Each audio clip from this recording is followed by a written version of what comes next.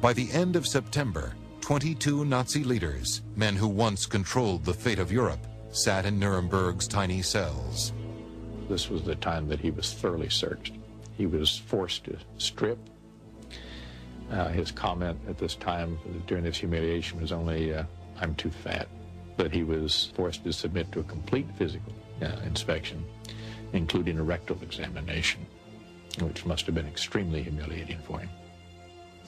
When he left the examination cell, he had nothing, not anything of his own that he came in with. Everything was left behind. And then he was moved into a cell which had been thoroughly searched, thoroughly combed for any means of self-destruction. Even nails were taken out of the walls. A chair and a flimsy table built to collapse if an inmate stood on it to hang himself were the only pieces of furniture in the small cell. The prisoner's bunk was permanently bolted to the wall. During the night, the prisoners had to sleep with their hands exposed. They were forbidden from sleeping with their hands under the blankets. Guards posted outside the door kept an eye on the prisoners day and night. Even with these precautions, one determined defendant, Dr. Robert Lai, managed to find a way to kill himself.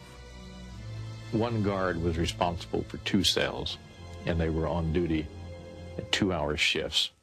When you're on duty for 2 hours and you're looking into a cell, time has a way of hanging heavy. And Dr. Lai, sitting on the toilet, managed to take a zipper from his GI jacket and evidently looped it around the pipe that ran down into the toilet. He stuffed rags in his mouth to keep himself from crying out, and leaning forward on this loop, he managed to hang himself. He managed to strangle himself. The guard shifts were changed to one man watching one cell for 1 hour. The army declared the prison suicide-proof. In the next month, the accused selected their lawyers and prepared their defense. On November 20th, 1945, 21 defendants entered the courtroom and saw for the first time the men who would judge them. On a raised dais opposite the prisoners sat 8 judges, 2 each from Great Britain, France, the United States, and the Soviet Union, with the British judge, Lord Geoffrey Lawrence, presiding.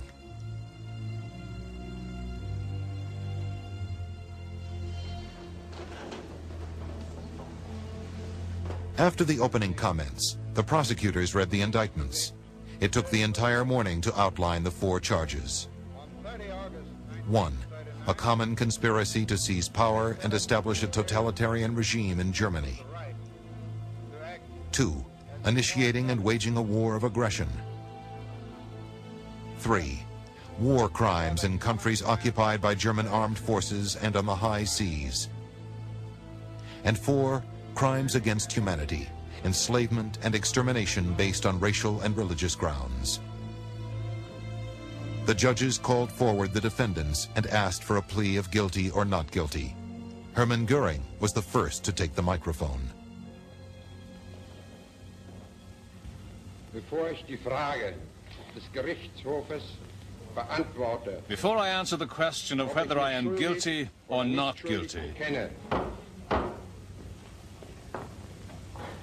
I informed the court that defendants were not entitled to make a statement.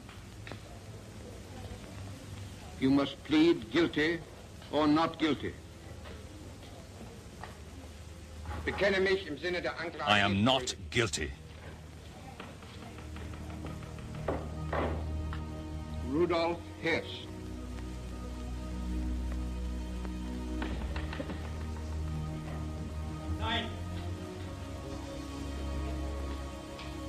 That will be entered as a plea of not guilty.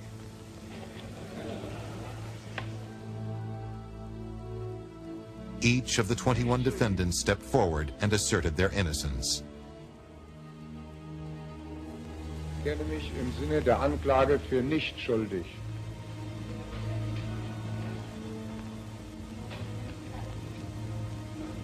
Ich bekenne mich nicht schuldig.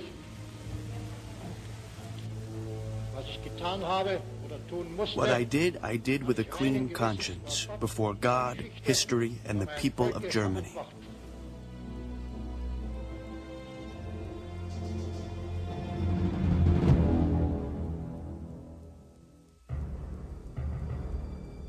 Each of the 4 Allied countries had its own prosecutor in Nuremberg.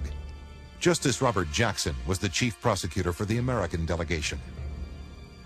Robert Jackson was a justice on the United States Supreme Court. He was chosen by Truman to head up what came to be officially called the Office of the Chief of Prosecution of Axis Criminality. And he was first the chief American negotiator in the establishment of the Nuremberg court system. He was then the American chief prosecutor in the actual trial. On the second day of the trial, Jackson stood before the court and delivered the opening statement on behalf of the international team of prosecutors. The privilege of opening the first trial in history for crimes against the peace of the world imposes a grave responsibility. The wrongs which we seek to condemn and punish have been so calculated, so malignant, and so devastating that civilization cannot tolerate their being ignored, because it cannot survive their being repeated.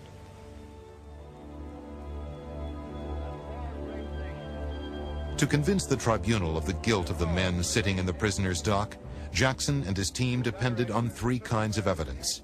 Of all individuals kam zu dem Prozess vor dem Bayerischen Volksgericht für den 9. November. Overwhelmingly, they depended upon German documents which had been captured. If you will, the papers of the people who were being prosecuted.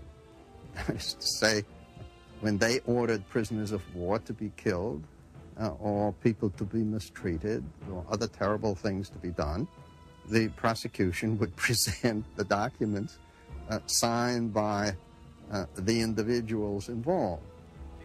In addition, they produced a small number of witnesses. For example, the man who had commanded the big killing center at Auschwitz was a witness in the trial. The third and the most damaging form of evidence was the photographic record of Nazi atrocities. The Allies had captured both pictures which the Germans had taken and movies which Germans had made, some of which were official movies and others had been made, if you will, unofficially by Germans, of mass killings, of all kinds of other terrible things. And then the Allies also introduced, as a part of this, pictures which they themselves had taken at the end of the war as death camps were overrun and so on. With documents, witnesses, and films, Jackson outlined the criminal actions of the indicted men. Admiral Karl Dönitz, accused of crimes on the high seas. Baldur von Schirach, head of the Hitler Youth, for bending the minds of children to the Nazi cause. Julius Streicher, anti-Semitic newspaper publisher, who encouraged and organized the persecution of the Jews. Rudolf Hess, Hitler's confidant, held accountable for the conspiracy to seize power.